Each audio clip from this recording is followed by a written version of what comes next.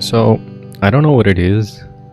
I think I'm just gonna making this video just without a script or anything like that. It's more like just me talking about my thoughts and stuff.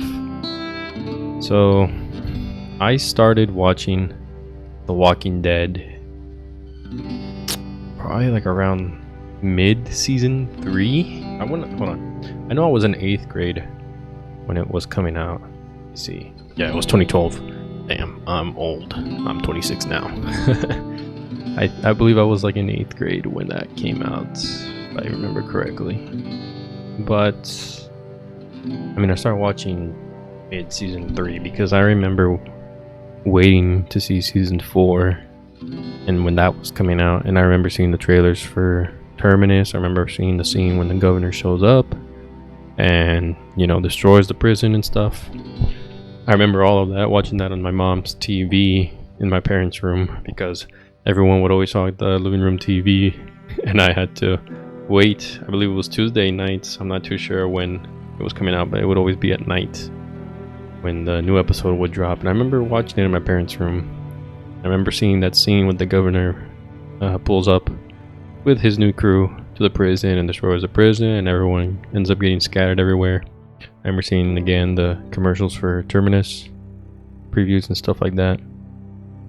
I remember watching and waiting for the new season 5 as well, for when everyone would escape from Terminus and stuff like that, and making it seem like the Terminites, I think they're called, and Rick's group would, you know, team up and go to Washington together. At least that's what the trailers made it seem like. I remember all of that, so I remember watching from then. And I remember when I started watching from then on. So I didn't really see the first or second season until they started showing them on reruns.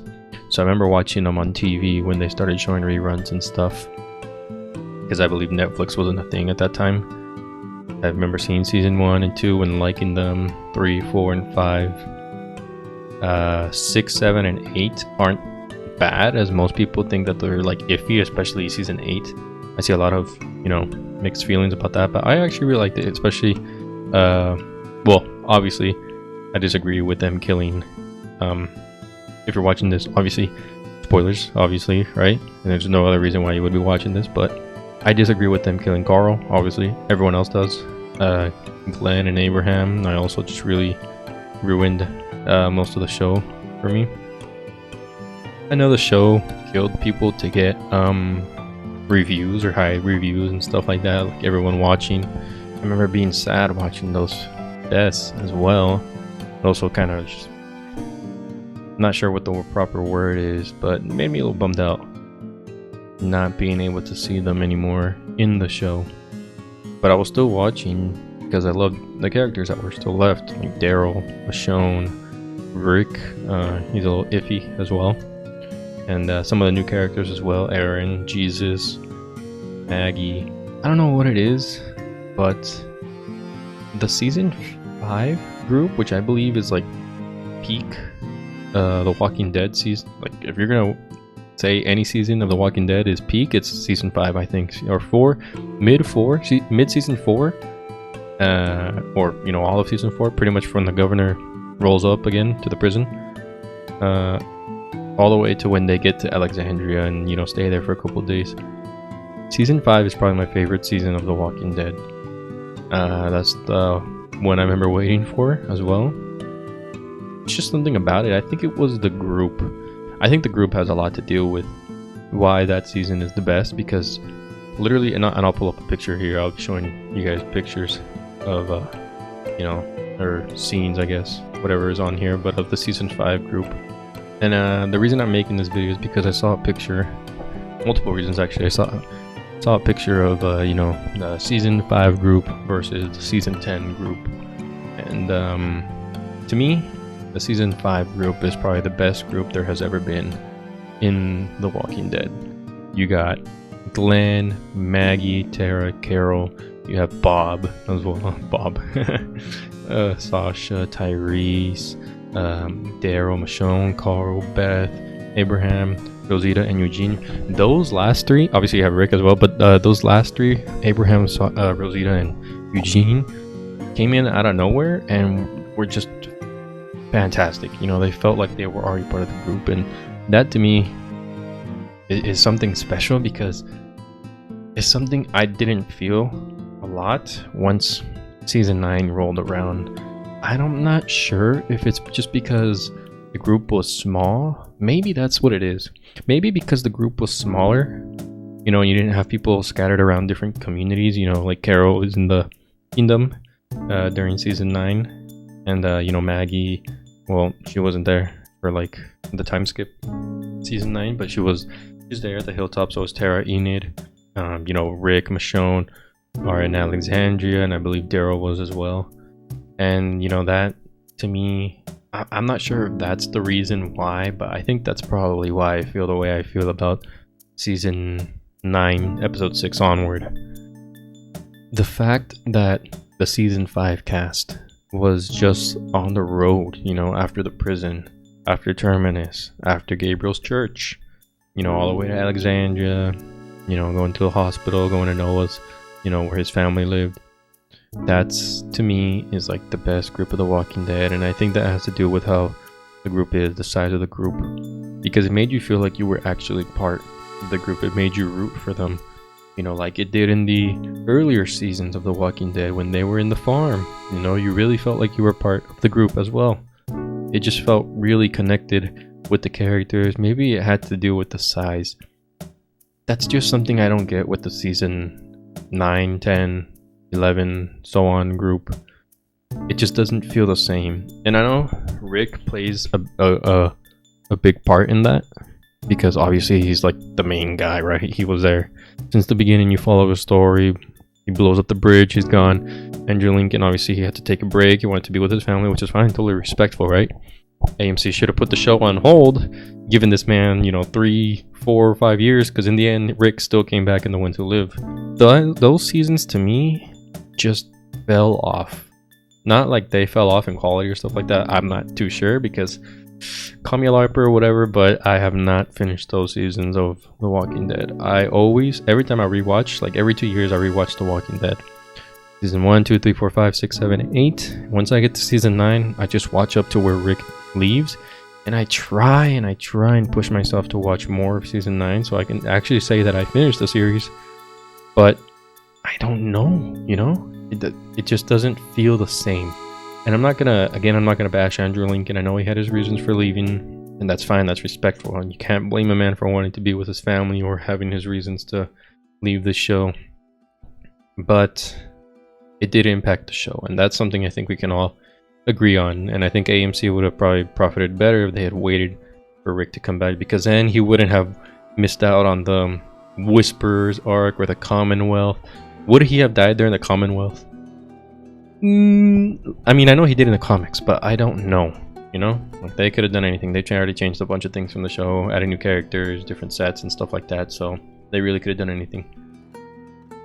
But it just feels different, and I'm pretty sure it's because of the characters. I don't feel attachment to the characters. I feel attachment to the characters that we've accompanied, like Michonne and Daryl and Carol, obviously, but I don't feel the same for the characters that are being introduced in those seasons, you know? Like, recently my wife got bored on Netflix and, you know, started scrolling through stuff, and she started watching The Walking Dead one day when I got home from work. And, you know, it was surprising to me because I know she said she had used to see it before but never finished it, but now she's watching it. And so she watched, you know, seasons 1, 2, 3, and I was there, you know, for like the major things that happened in the show, you know, like Rick finding his family, obviously, on episode, I believe, 3. When they got to the farm, when the farm got overrun, when they found Sophia. She saw that one with her mom. That was funny. Her mom was also getting intrigued by the show. That was pretty funny. She's like, did they save the little girl? Did they save the little girl? And she's like, Mom, you won't believe it. Sophia, the little girl, dies. And her mom was like, no. That was pretty funny, not gonna lie. The governor, I was also there during the whole governor, the prison arc. I was there to let her know that, you know, Farmer Rick was a thing now. Herschel's death was a big impact for her. She did not want Herschel to die. And now as she turns around, she paused the TV, looked right at me, and said, "Are they gonna kill Herschel? Please let me know so I can prepare myself." I told her, "I don't know, just watch." And then they killed Herschel, and she looks at me angry, but I did not tell her that they were gonna kill Herschel. I mean, that's how I know that this show has gotten her, because I remember also being impacted when Herschel died, and I believe a lot of people did too. That's not something you get anymore when you're watching the newer seasons. I mean, obviously Carl and Glenn and Abraham also impacted a lot of people. Why? Because, well, they are fan favorite characters. I mean, Abraham with his really weird sayings. Glenn, I mean, do I have to explain myself? I mean, he was basically the soul of the show, the heart and soul of the show. But I mean, even in the comics, he also died, and everyone knew that. Carl, they robbed us of old man Carl, man. I mean, from what I heard, they just didn't want to pay Chandler Riggs an adult salary. But I mean, had they just waited a little bit and Andrew still wanted to leave, they could have had Carl. They could have had Carl, and I'm pretty sure everyone would have been okay with that. If Carl was still around and Rick, you know, still blew up the bridge and stuff like that and disappeared, I don't think anyone wouldn't have minded. Carl took that, you know, and all they had to do was wait. But I mean, I guess money, you know, people are just greedy. I mean, I don't know what it is. Again, like I'm saying, it's just different. The newer seasons are different. The new shows as well. I know Dead City, Daryl Dixon, and The Ones Who Live are a thing. The World Beyond. And I haven't seen Fear, but I know what happens in those shows. I'm up to date on what's happening. I haven't seen them, but I know what's happening. Call it a sin if you want to. That's fine. I'm not pretending to be anything I'm not. Again, I'll say that I have not finished the last couple of seasons of The Walking Dead. Why are you making this video if you haven't seen them? I mean, these are just my thoughts. My wife, we finished all the way up to when Rick blows up the bridge.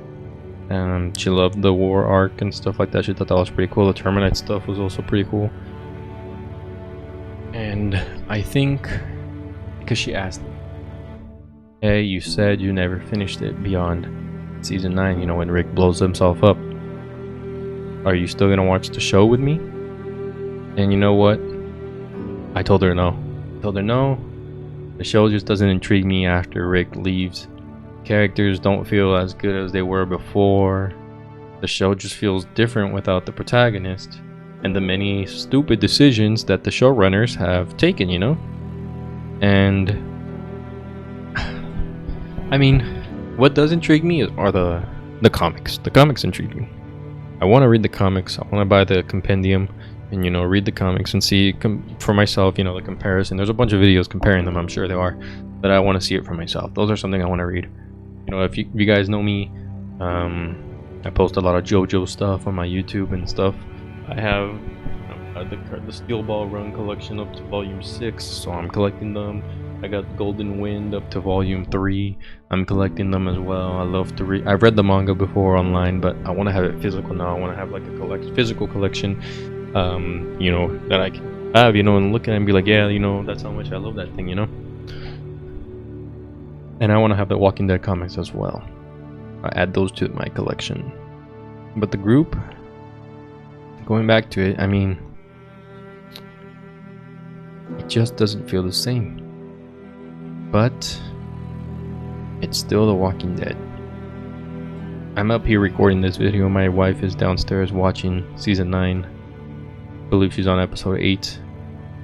I know what happens in episode 8. Those of you Jesus fans. What am I doing up here, man? I mean, I should be watching The Walking Dead downstairs with my wife. Maybe that'll get me to finish the season, the show, the series.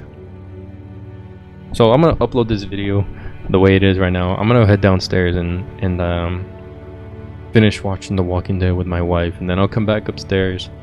You know, I'll maybe she's the one who will push me to finish the show. Then I'll come back and say I'm not a LARPer anymore. You know.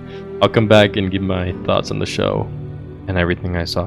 Personally, Season 5 was the best. It's just my favorite. Murder Jacket Rick. I'm planning on going as Rick to Anime Expo. Maybe it's between Murder Jacket Rick or Jotaro from JoJo's Bizarre Adventure Part 6. I like his Part 6 outfit a lot, so it's one of those. I'm leaning towards Rick right now. And my wife is also leaning towards Rick a lot more than Jotaro from Part 6, but I mean, yeah, I don't know what I'm doing up here. I'm gonna head downstairs and finish the show, and I guess I'll come back and give my thoughts on the show after I'm done.